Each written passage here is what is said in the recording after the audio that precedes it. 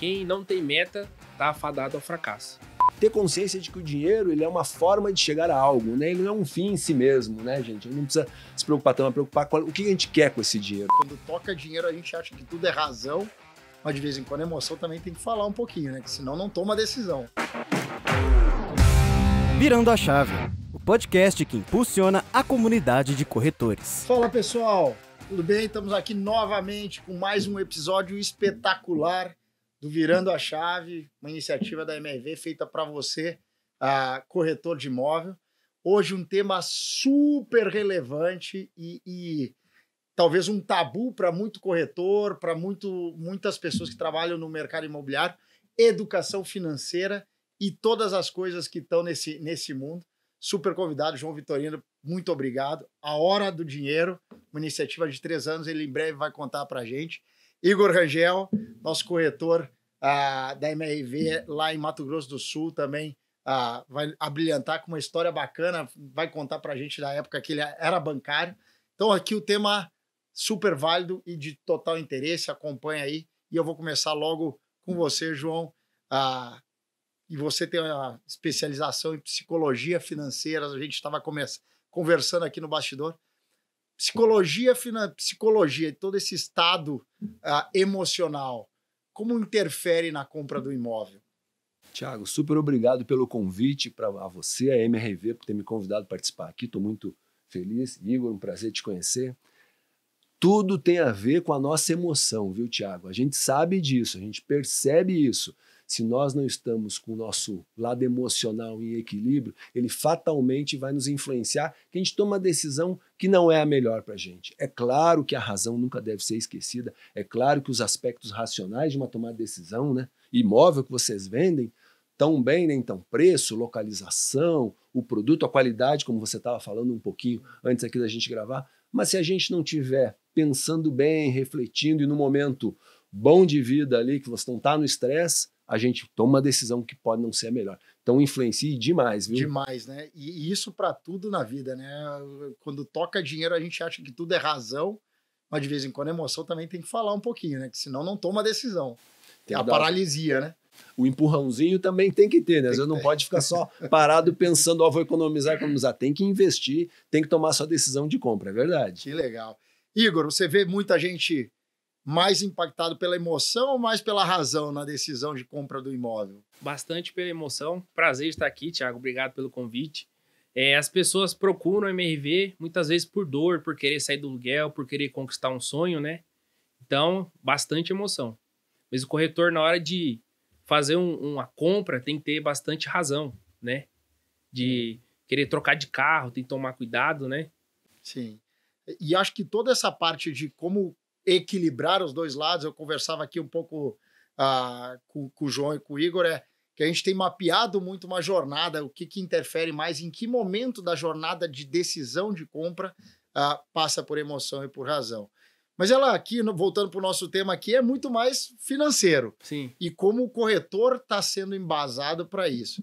E aí, João, assim, a gente está num momento do Brasil de certa instabilidade. Eu acho que ainda dá para dizer um pouco de instabilidade, apesar de acho que já ter acalmado muito.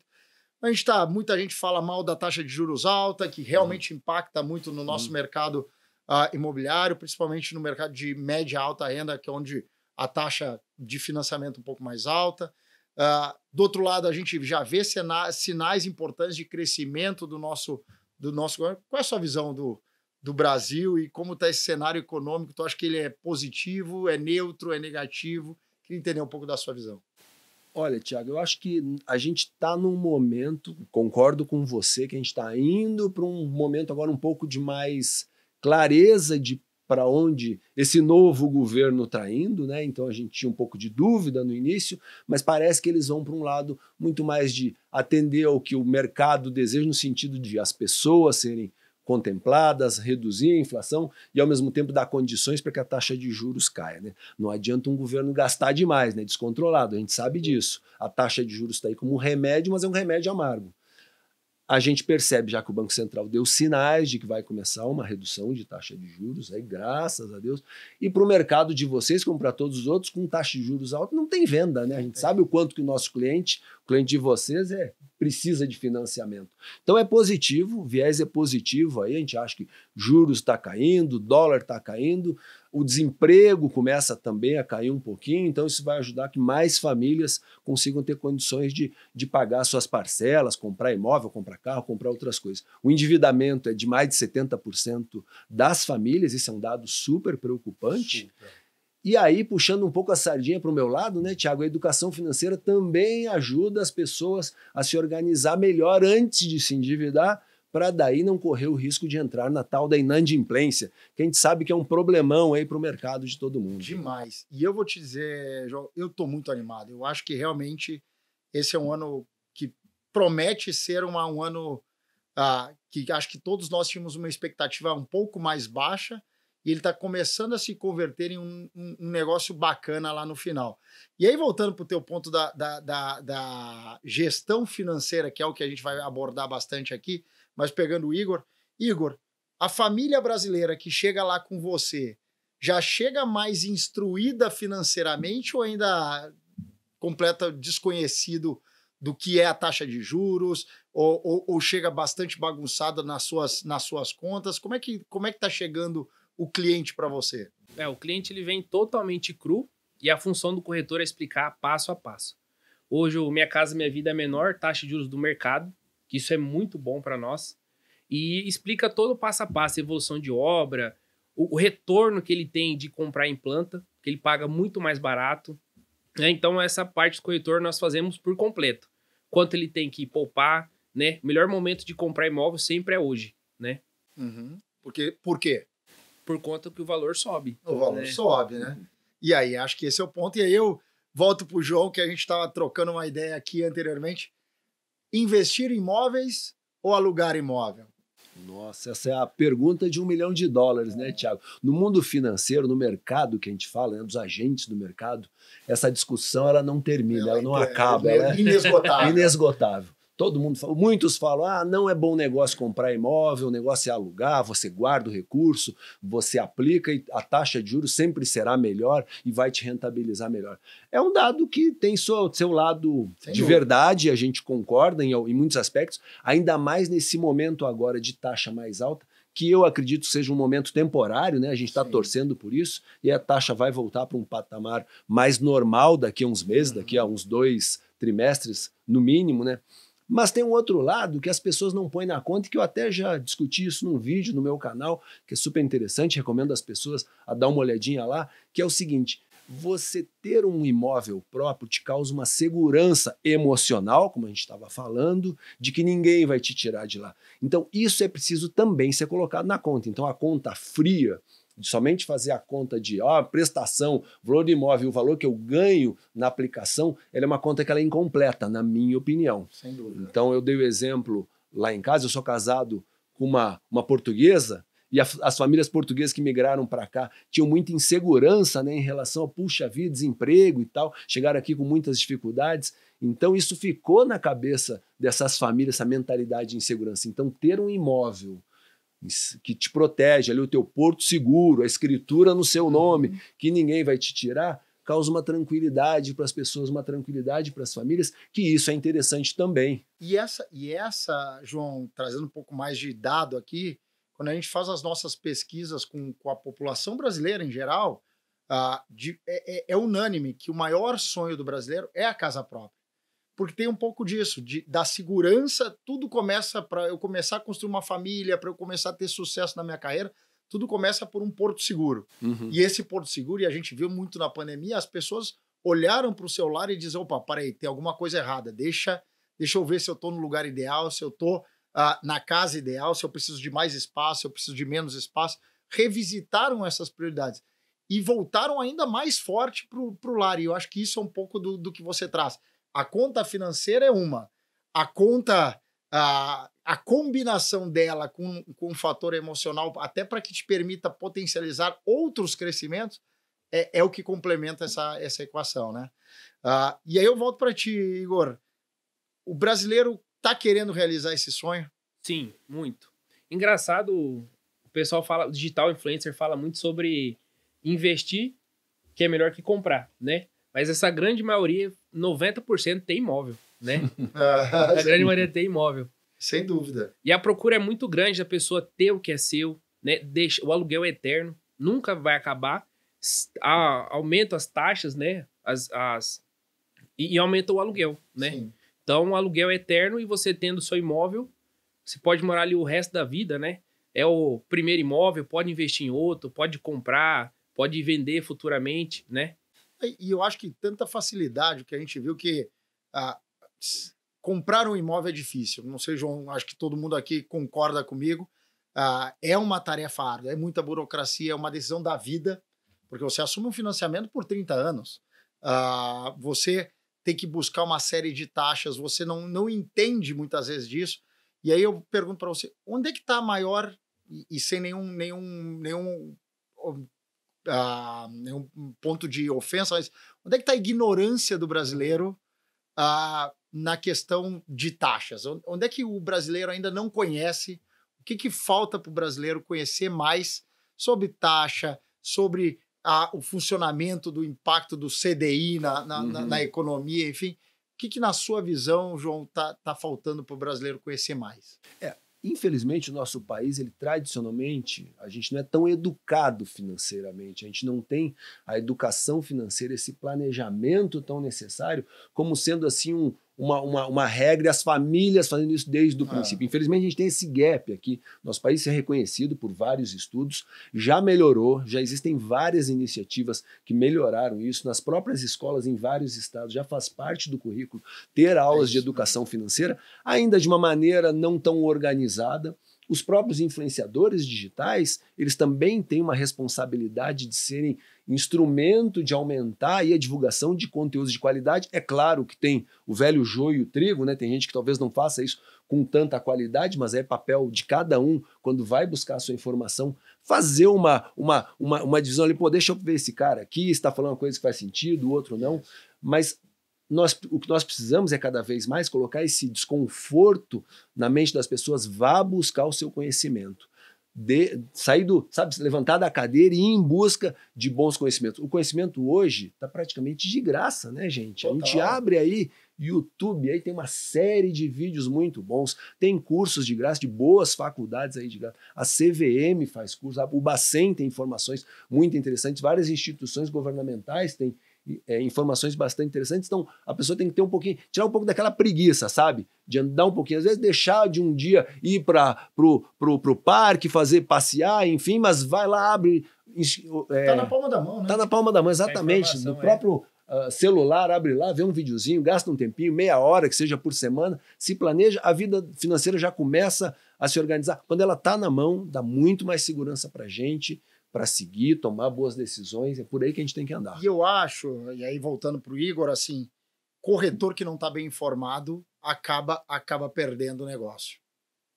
Acontece isso lá, Igor? Muito. Às vezes o cliente questiona a questão de taxa de juros e o corretor não sabe, IPCA, INCC, então várias informações. Temos canal do nosso amigo, né, Hora do Dinheiro, que fala muito sobre isso, livros, Instagram, né, que dá para seguir digitais influencers, tem CCAs, tem o Murilo Arjoana também, que ele é bastante focado em CCA, que fala muito sobre taxa, atualização, então o mercado sempre atualizando e você tem que acompanhar esse mercado, porque é obrigatório o corretor estar por dentro dos assuntos, senão ele fica para trás. Acho que esse é um ponto fundamental. Muitas vezes eu rodo e conversando com o corretor, e aí, e o plano? Funciona? Qual é a taxa? E como é que você compara? Como é que você conta? Porque tudo é uma história que você conta no momento de cativar o cliente. E se você não conseguir explicar e dar essa segurança do que está acontecendo, não consegue converter. Acho que essa é um pouco da aposta do momento de uma compra do imóvel. Você vai muito, se baseia muito na confiança que o corretor te passa. E o corretor, sem essa informação, sem saber o que o IPCA vai impactar na minha vida, o que o financiamento, como é que ele se comporta ao longo do tempo, onde é que ele corrige, onde ele não corrige, onde amortiza. Amortização é uma palavra meio nebulosa no vocabulário do brasileiro, né, João? Então, acho que esse é um pouco da nossa, acho que é a insegurança do mercado imobiliário. Eu queria voltar para ti, João, falando um pouco do Hora do Dinheiro. Você trouxe um cofrinho. De onde nasceu essa ideia do cofrinho? Legal você perguntar, Thiago. É o seguinte, eu sei que hoje em dia o dinheiro está digital. A gente sabe disso, né, gente? O dinheiro físico ele está perdendo espaço por vários motivos, segurança, enfim. Durante a pandemia tinha história de contaminação das cédulas e tal. Mas o símbolo do cofrinho ainda é muito importante como forma de guardar. Já me perguntaram várias vezes na nossa iniciativa, como ensina as crianças, né, como ensina os jovens a começar a economizar dinheiro? Eu acho que talvez uma boa forma é você ter lá umas moedinhas em casa, pega um cofrinho, consegue um vidrinho lá, faz um buraquinho e começa a guardar, porque a pessoa visualizando as moedas, visualizando esse acúmulo, tem um impacto emocional positivo. A pessoa olha e está vendo, tá aumentando, olha lá e tal. E aí, depois, na sequência, abre uma conta digital, abre uma poupança para os seus filhos, abre sei lá, aplica um CDB no nome do filho e aí vai acompanhando, vai ensinando ele como é que faz. Então, esse cofrinho aqui, o que eu trouxe para vocês aqui, é um pouco dessa história de um símbolo, uma forma de dizer para as pessoas, olha, lembre de economizar, lembre que você deve parar na sua vida e pensar que gaste menos do que você ganha, separe uma reserva de emergência, que é muito importante, e faça plano quando você tem um sonho de algo maior, por exemplo, comprar um imóvel, né, gente? E aí, voltando para essa compra do imóvel, que eu acho que é bem legal essa analogia que você faz, não tem como comprar imóvel se você não tiver organizado financeiramente. Você falou agora há pouco que o brasileiro está hoje com nível de endividamento de 70% mais ou menos. Como é que ele faz essa matemática fechar para comprar um imóvel? Porque ele compra, ele está comprando. Como é que ele está fechando? Ele está desapegando de outros bens, está vendendo o carro, está usando mais de financiamento. Qual a tua leitura sobre essa tradução da realização, um pouco do acúmulo do guardar, mas também da realização do sonho mesmo tendo uma dívida mais alta? 70% das famílias endividadas é um dado super preocupante. É claro que é super preocupante. Isso é um conjunto de várias situações que agora a gente acha que está começando a melhorar um pouco, como a gente falou um pouquinho agora, né, Thiago? As pessoas que estão conseguindo comprar imóveis, a gente tem que dar parabéns para elas. São realmente aí guerreiros, vencedores, a gente tem que parabenizar. O que eu vejo que a forma que as famílias têm de fazer isso é via o planejamento mesmo, como a gente falou. Quer dizer, então, eu me planejo, eu olho para esse grande objetivo de vida da família. Quando é que a gente vai comprar imóvel? Daqui a 5 anos nós queremos comprar o nosso primeiro apartamento, estamos no aluguel. Como é que a gente vai fazer? Nós ganhamos 5 e gastamos hoje 4.800. Pô, será que a gente não consegue gastar 4.600 e economizar 400 aqui? Esses 400 colocar num CDB do banco tal ou colocar no investimento tal por um período de 5 anos, quanto que vai dar? E faz a conta.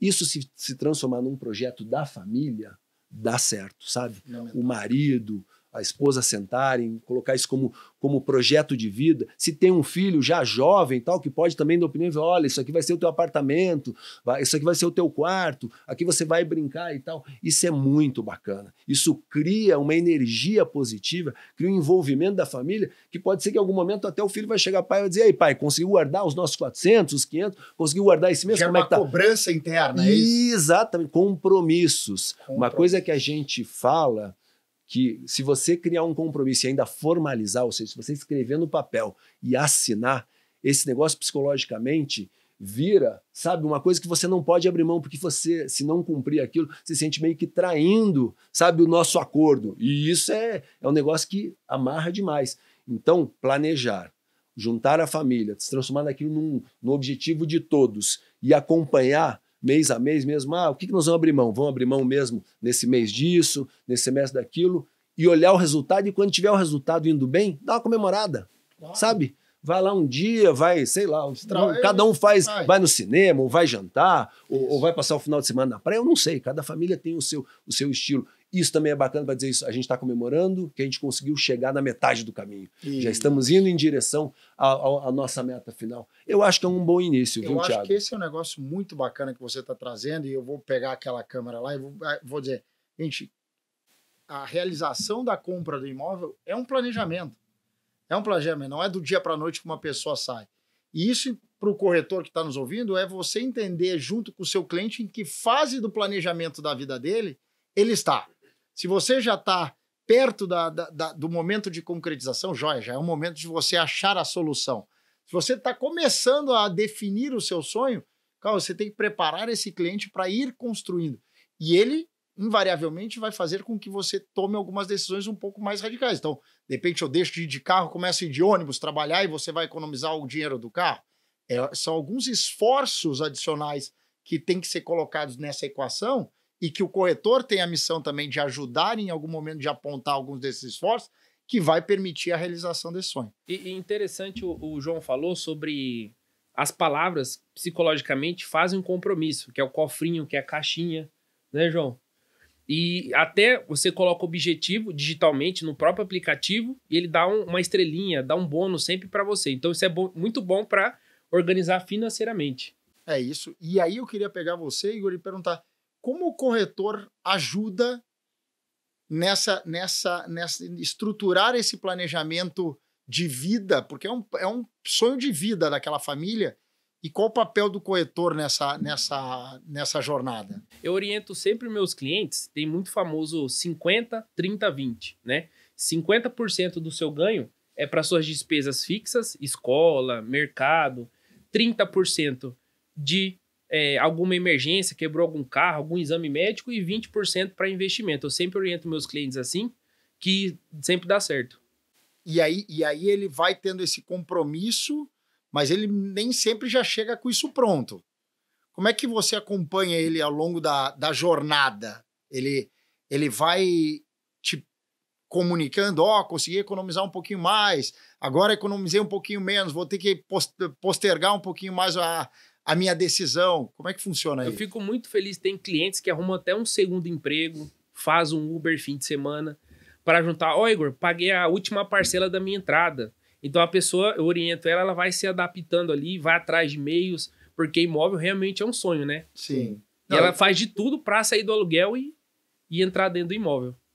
E esse ponto é legal, né, João? A gente está vendo muito brasileiro, acho que também esses últimos 5 anos, ele já vinha acontecendo, a informalidade foi maior. Não por caso, mas acho que é por também a necessidade fez com que o brasileiro se reinventasse. Então, buscasse o segundo emprego, como o Igor comentou agora, ou buscasse alternativas de complementação de renda. Isso ajuda na estruturação do planejamento financeiro da família? São 2 linhas, né? Uma linha para as famílias chegarem a esses sonhos que a gente está falando, né? É reduzir um pouco a despesa e aí sobra mais. Outra linha é aumentar a receita, como o Igor falou. Esse exemplo que ele deu é super interessante. Existem várias alternativas que a pessoa pode fazer para aumentar a receita.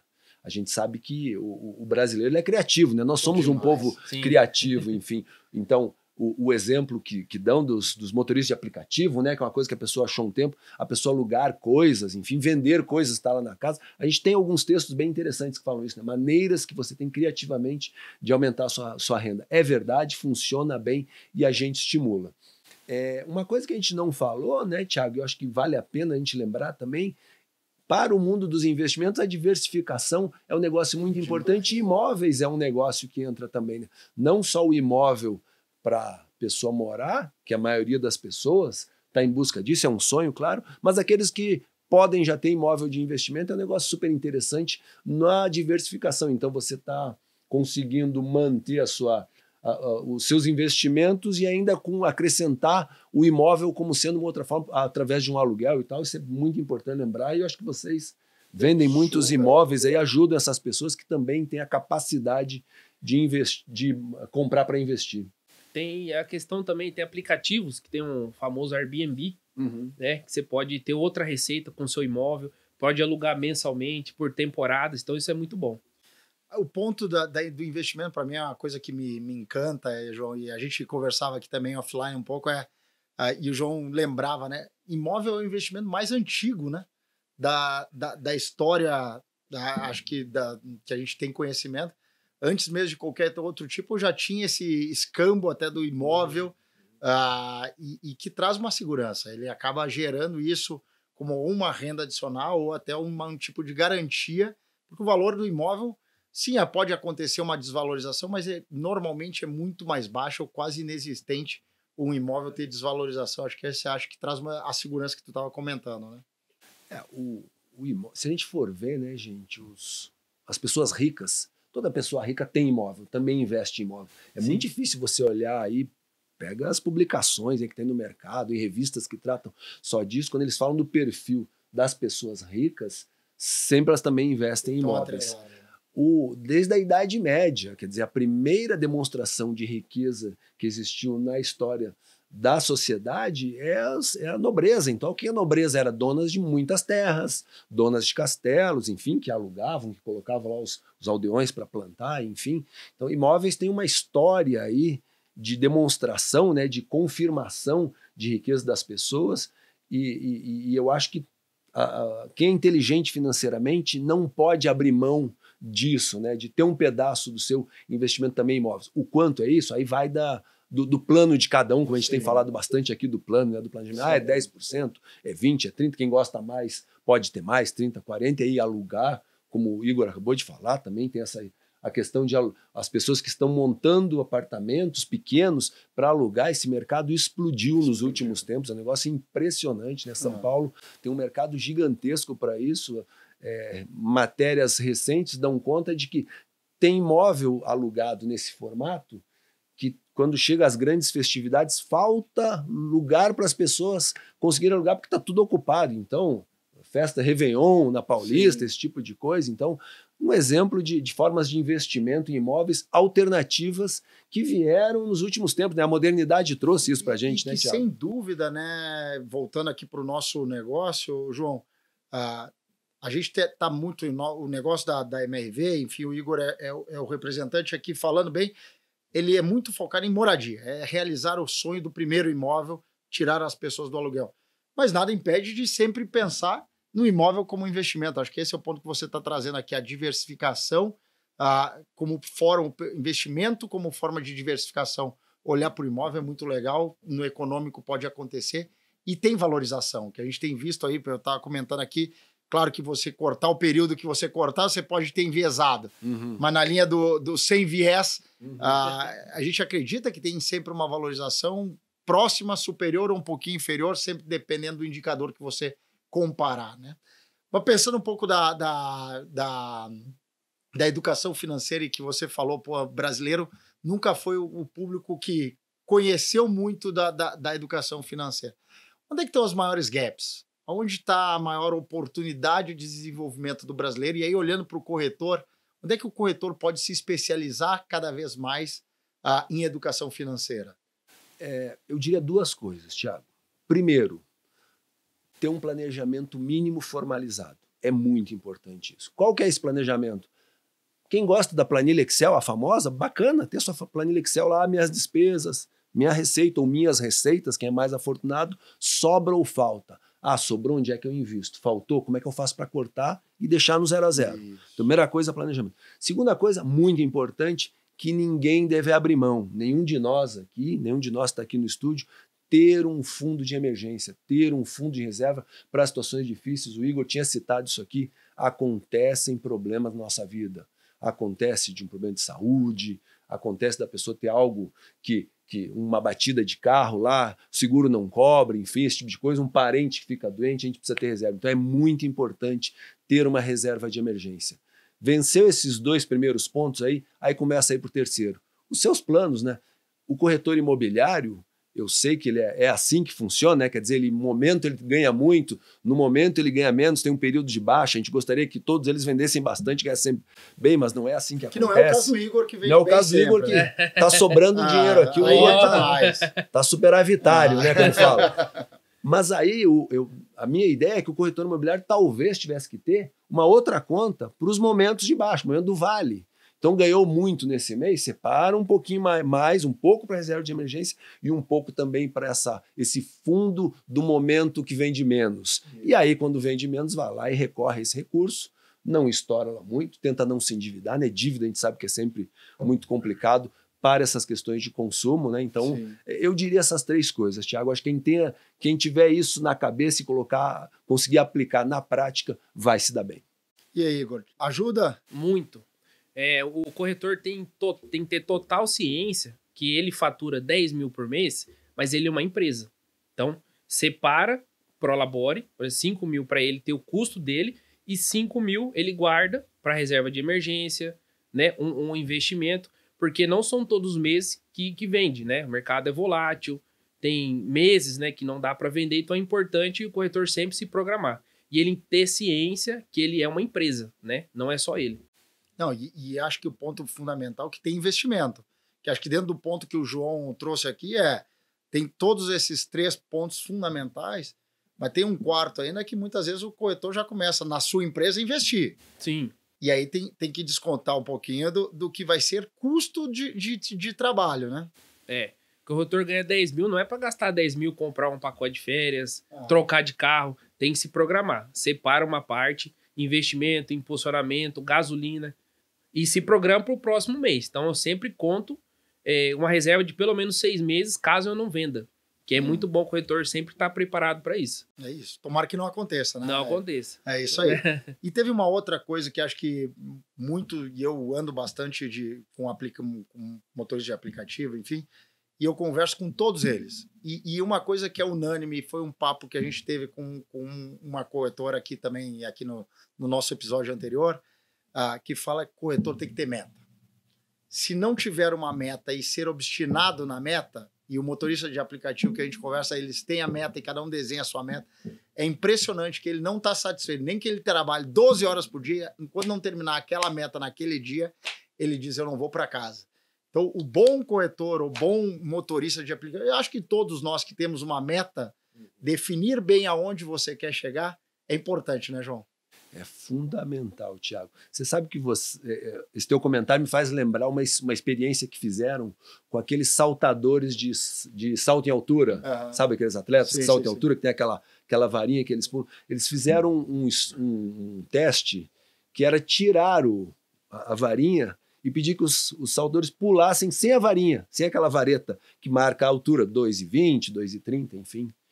E você sabe que 80% dos atletas não conseguiram repetir os saltos que eles tinham feito, tipo os 3 últimos saltos, por não ter a varinha. A referência. A referência era a meta, então ele tem que visualmente saber de onde ele vai passar. Então a gente pode usar essa analogia para a nossa vida profissional e até para a vida pessoal. Concordo 100%, 1000% com o que você está falando, Thiago. A meta nos indica para onde ir. A gente fica perdido se não tem meta, né? A gente não sabe o que fazer. Então é preciso ter lá, para onde eu vou, qual é a direção. Quem não tem meta está afadado ao fracasso. Então, fim do ano vou viajar, se programe. Eu preciso de tantas vendas para trocar de carro, para reformar minha casa. Então, tudo tem que ter meta. Quem não tem meta está afadado ao fracasso, né? E ela tem que estar muito visível, né, Sim. Igor? Se ela não tiver batendo na tua cara todo dia, a gente não consegue nem comparar ela ou saber se eu tô indo bem ou não, né? E respeitar os limites também, né? Claro. Você tem uma média de 2 por mês, não vou vender 10 próximo mês. Não, então você vai subindo a régua aos poucos. Sem dúvida, para que seja possível, né? Sim. Legal. Não, até para não se frustrar, né? Profissionalmente. Não consegui atingir minha meta pessoal. Não, a frustração é a pior coisa que pode acontecer nesse momento. João, nesse mercado nosso, você falou muito bem, o corretor tem que ter essa disciplina financeira para não se perder, porque aí começa a vender o almoço para comprar o jantar, né? Que é a famosa frase e que acaba entrando uma bola de neve que normalmente, na maioria das vezes, a pessoa não sai dela, ela acaba ou quebrando, o negócio quebra, ou então se frustra e acaba não conseguindo evoluir. Quais são os artifícios psicológicos dentro da sua análise dessa gestão financeira mais voltada e enquadrada com a psicologia que ajudam a pessoa a dar aquele momento de peraí, só um pouquinho, deixa eu entender onde é que eu tô e como é que eu acho uma saída diferente? Tem uma coisa que eu recomendo bastante e que está provado que funciona, viu, Thiago, que é o seguinte: o plano que a gente fala tanto, que é tão importante, a gente repete, parece que a gente está sendo chato, né? Mas é importante mesmo, essa história do plano. Sem dúvida. Esse plano ser dividido com alguém. Então, se você é casado, então não é casado, companheiro, enfim. Se você é solteiro, um amigo, uma amiga, um pai, uma mãe. E aí, esse plano tem que ser dividido e, tempos em tempos, você se encontra com essa pessoa para falar do plano. E aí, essa pessoa, ela serve como um mentor. Mesmo que a pessoa não seja uma pessoa especialista no tema, mas ele serve como um espelho para você. Mas Parou, prestou atenção, viu que você saiu um pouquinho? Por que você saiu um pouquinho? Então, esse feedback que a gente chama, né, o termo técnico disso, da psicologia, vai te ajudar a você, opa, para aí, como é que eu faço e tal. Se for marido e mulher, um fica, sabe, ajudando o outro. Pô, mas você gastou demais aqui, você gastou de menos aqui. Então, isso é uma forma, uma dica, viu, Thiago, que é muito boa para você voltar ao teu caminho. É muito importante que a pessoa não fique se mortificando porque saiu, não fique muito tão preocupado, sair esse mês. Saiu esse mês? Volta no mês que vem, tenta voltar logo. Agora, o importante é tentar ter a visão clara do que está acontecendo e resolver logo, não deixar aquilo virar uma espiral de problema, porque é muito mais difícil de controlar. A gente sabe que existem a figura dos superendividados, né? Infelizmente, no Brasil, que a gente tem que, às vezes, apelar até para amigos, enfim, e aí fazer, se ajudarem, enfim, a gente sabe que tem esse problema no Brasil. E fica muito mais difícil de sair do buraco, né? Quando você demora muito para reagir, o buraco abre, né? E aí você não consegue sair, fica muito mais complicado, né?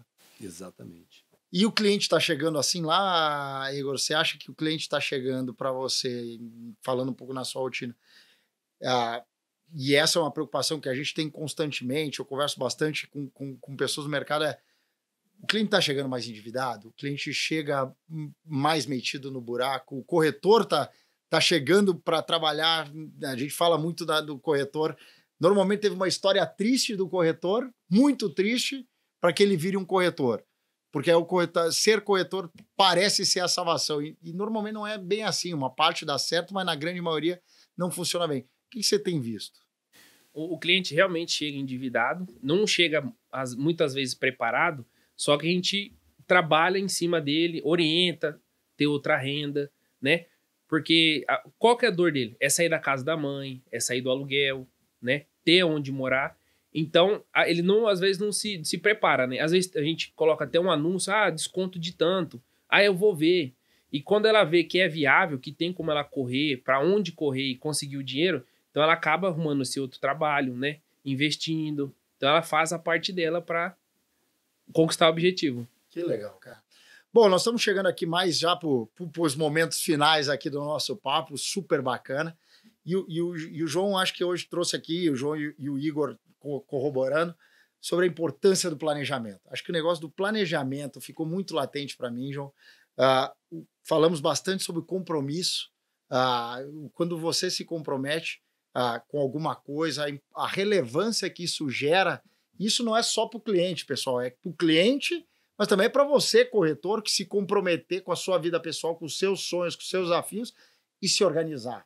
Porque o corretor, se ele se perde nessa organização, ele está fadado a fracassar, porque ele começa a se preocupar mais com o problema dele e menos com o do cliente. Quando, na verdade, o cliente está lá buscando o corretor para resolver o problema dele. E aí é o momento que você acaba não conectando bem com a pessoa, não escutando bem o problema daquele cliente, porque você está imerso sobre os seus problemas. E aí é mais difícil, né, João? Foi um papo bem psicológico, bem bacana, mas com bastante toques financeiros aqui, super legal. Igor, recados finais para essa turma aí sobre essa importância dessa educação financeira e como você conecta a sua vida com a vida do cliente para realizar esses sonhos. Se programe, você é amigo corretor, né? Esteja preparado, o mercado é volátil, né? Faça a sua reserva, quebre ciclos, que eu vejo muito avô que tem problema financeiro, pai que tem, então quebre seu ciclo para que isso não chegue no seu filho. Então se programe, seja a diferença, faça uma caixinha, como o João falou, com seu filho, com seu irmão, tenha feedback, né?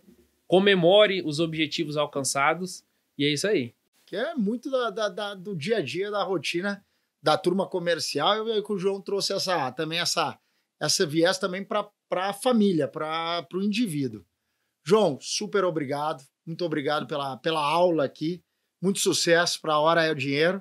Mensagens finais para essa turma toda que está super animada com tudo que você trouxe aqui hoje. Eu queria agradecer, Thiago, o convite de vocês para eu participar aqui, agradecer o Igor aqui, acabei de conhecer ele, vi que é um guerreiro, é um corretor aí de sucesso e queria mandar um abraço a todos os corretores que estão ouvindo a gente, vendo a gente, vão ver o nosso programa, né? Dizer o seguinte, coloca objetivo na vida, beleza, é importante colocar objetivo na vida. Ter consciência de que o dinheiro ele é uma forma de chegar a algo, né? Ele não é um fim em si mesmo, né, gente? A gente não precisa se preocupar tanto, mas preocupar com o que a gente quer com esse dinheiro, né? A gente quer que a nossa família esteja bem, a gente quer ficar bem, a gente quer ter um futuro melhor para os nossos filhos. Então, esses conceitos levam a gente a ter uma vida financeira mais feliz e equilibrada.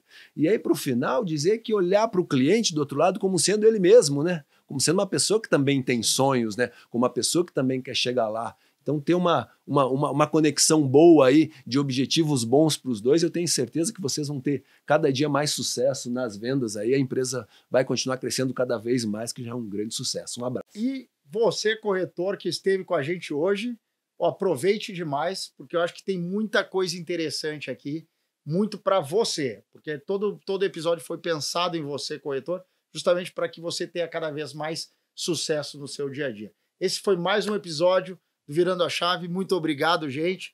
Bora vender? Vamos para cima. Virando a Chave é um podcast oferecido por MRV & Co e está disponível no YouTube e nas principais plataformas de áudio. Siga o podcast no Spotify ou na Amazon, assine no Apple Podcasts, se inscreva no Google Podcasts ou no YouTube ou favorite na Deezer. Assim você será notificado sempre que um novo episódio for ao ar. Se você estiver ouvindo no Spotify, deixe a sua avaliação. Foi um prazer ter a sua audiência. Nos vemos no próximo episódio.